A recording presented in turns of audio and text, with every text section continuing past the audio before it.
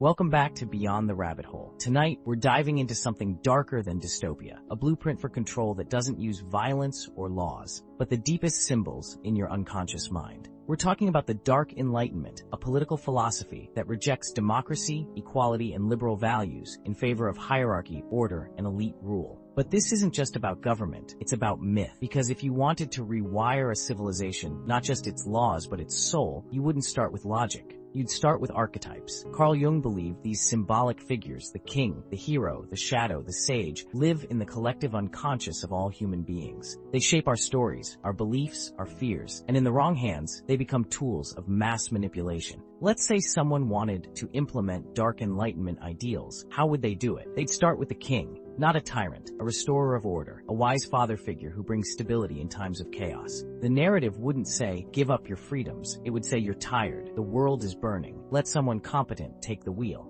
And that works because the king archetype already lives inside you, waiting. Then they'd activate the sage, the secret knower, the forbidden thinker. Suddenly, the movement isn't authoritarian, it's visionary. We see the truth that others can't. You've been lied to. We're the only ones who've read the hidden texts. And if you believe that, you stop asking questions. You start following the wisdom no matter where it leads. But they wouldn't stop there. They'd reach down into the darkness and summon the shadow. Society is collapsing. Crime is rising. Morals are eroding. They are taking your country, your culture, your identity. Fear rises. You look for safety. And there it is again, the king, the solution to the shadow they just woke up in you. And then comes the hero, but not the universal compassionate hero. No, this hero is the warrior of civilization, the one who rejects weakness, who sees through lies, who's willing to burn the old world to save the real one. It's seductive, it's cinematic, and it's weaponized mythology. The terrifying thing is it works, because these symbols aren't fiction, they're psychological software. And when only certain archetypes are activated while others are repressed, the entire collective psyche tilts toward imbalance. Jung would say this is how psychic possession begins. Not by demons, but by unbalanced archetypal energies. If you amplify the king but kill the caregiver, if you worship the hero but ignore the everyman, you don't get order, you get shadow rule. What makes this archetypal manipulation so insidious is how it bypasses our rational defenses. These archetypes speak to our oldest longings for certainty, for glory, for cosmic significance in an uncertain world. They operate beneath consciousness, creating a psychological gravitational pull that feels like destiny rather than direction.